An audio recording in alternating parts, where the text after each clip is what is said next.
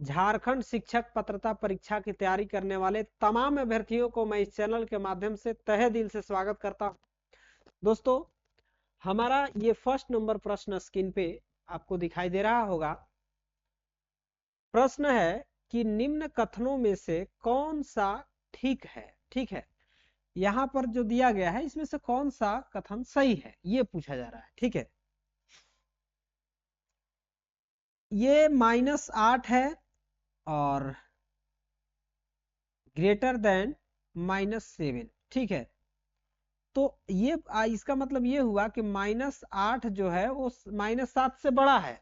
क्या ये सही है? देखिए, जिस तरफ ये वाला तीर रहेगा ना, ये वाला मुंह खुला खुला भाग, इसका मतलब ये इंडिकेट करता है कि ये इधर वाला बड़ा होगा और ये नुकीला भाग जिधर रहेगा उधर वाला छोटा होगा, ऐसा समझना है। ठीक है, नुकीला भाग जिधर रहता है उधर वाला छोटा होता है और इधर वाला जिधर मुंह खुला रहता है, ये मुंह खुला ऐसे, इसको हम लोग बोलते हैं बड़ा।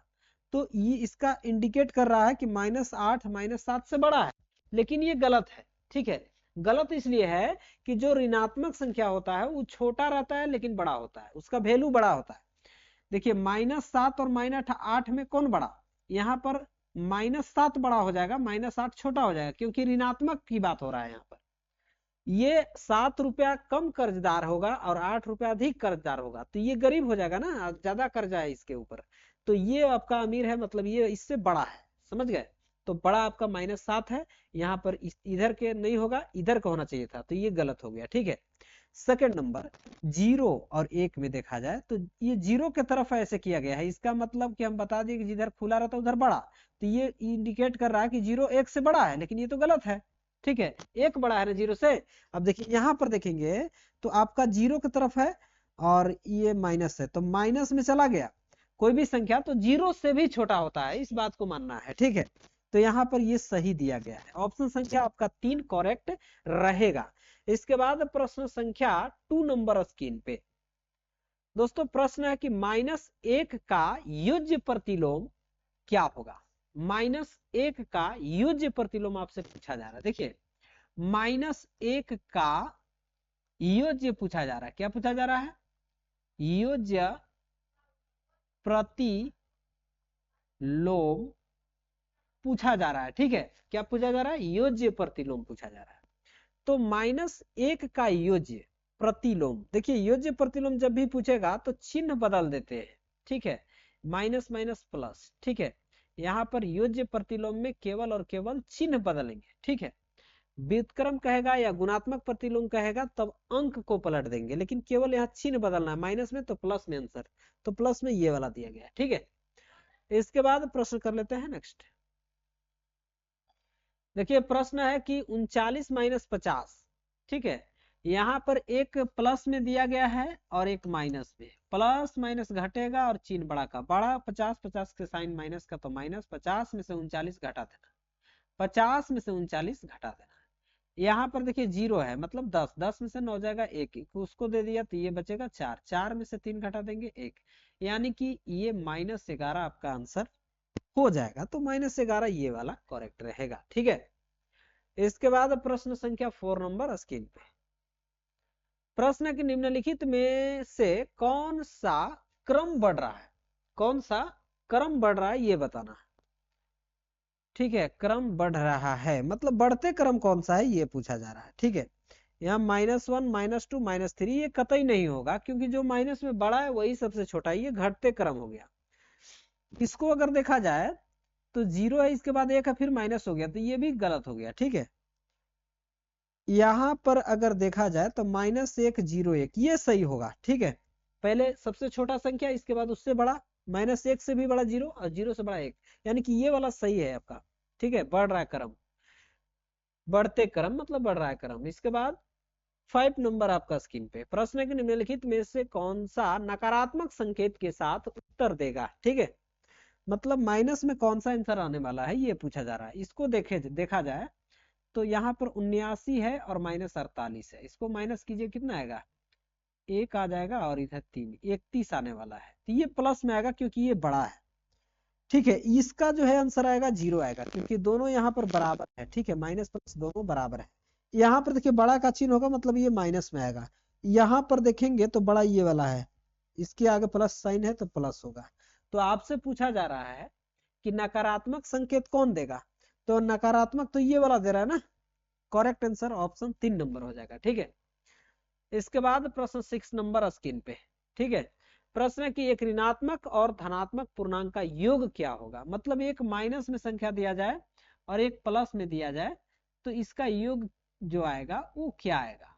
ठीक है, तो यहाँ पर माइनस भी आ सकता है और प्लस भी आ सकता है, मतलब ऋणात्मक या धनात्मक दोनों हो सकता है, ये करेक्ट होगा। इसके बाद 7 नंबर आपका स्क्रीन पे है। प्रश्न है कि निम्न कथनों में से कौन सा कथन गलत है। निम्न कथनों में से कौन सा गलत है। ठीक है, गलत को चूज करना है। देखिए ये इधर है, मतलब ये बता रहा है कि -4 जो है -5 से बड़ा है, तो ये वाला आपका सही है। ठीक है, -4 बड़ा है -5 से, तो ये वाला आपका सही है।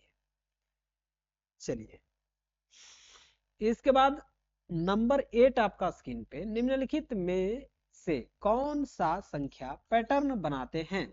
कौन सा संख्या पैटर्न बनाते हैं, तो कौन सा बना रहा है। यहाँ पर देखा जाए तो ये 6 से -3 हो गया, मतलब 3 प्लस हो रहा है, यहाँ पर भी 3 प्लस हो रहा है, यहाँ पर भी 3 प्लस हो रहा है, तो ये वाला आपका सही है।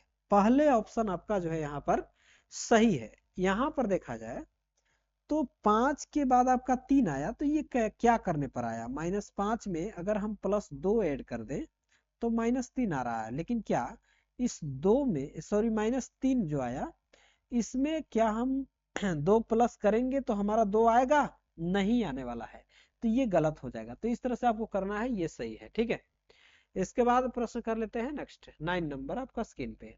प्रश्न है कि दो धनात्मक पूर्णांकों का योग हमेशा होता है। दो धनात्मक पूर्णांक का योग, कोई भी दो धनात्मक पूर्णांक ले लेंगे तो उसका योग हमेशा धनात्मक ही होगा, ये वाला सही है, ऋणात्मक नहीं हो सकता है। ठीक है, इसके बाद प्रश्न संख्या 10 नंबर स्क्रीन पे। दोस्तों प्रश्न है कि प्राकृत संख्याओं में ऐसी कौन सी संख्या मिलाएं कि वह पूर्ण संख्याएं बन जाए। ठीक है, पूर्ण संख्याएं बन जाए। देखिए प्राकृत संख्याओं में ऐसी कौन सी संख्या मिलाएं कि वह पूर्ण संख्या बन जाए।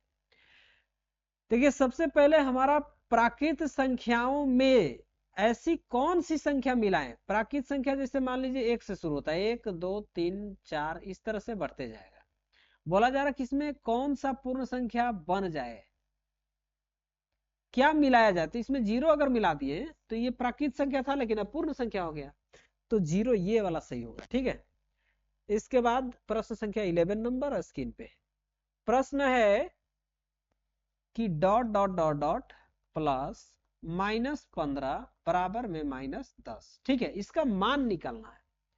मान निकालना है मतलब डॉट डॉट का वैल्यू निकालना है प्लस। यहाँ पर देखिए हम लोग देखेंगे कि ये आपका जो है प्लस माइनस और बराबर में -10 है। ठीक है, डॉट डॉट डॉट, इसको माइनस है उधर भेज देंगे प्लस में, प्लस माइनस माइनस यहाँ पर लिख सकते हैं। ठीक है, बराबर -10।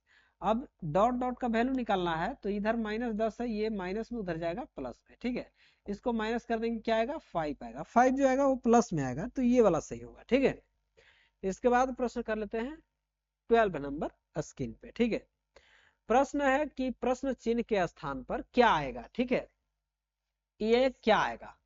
यहाँ पर 27 48 और इसके बाद आपका कोई और संख्या है। ठीक है, इधर माइनस प्लस दिया नहीं है, तो ये डिसाइड क्वेश्चन को कैसे करेंगे हम लोग।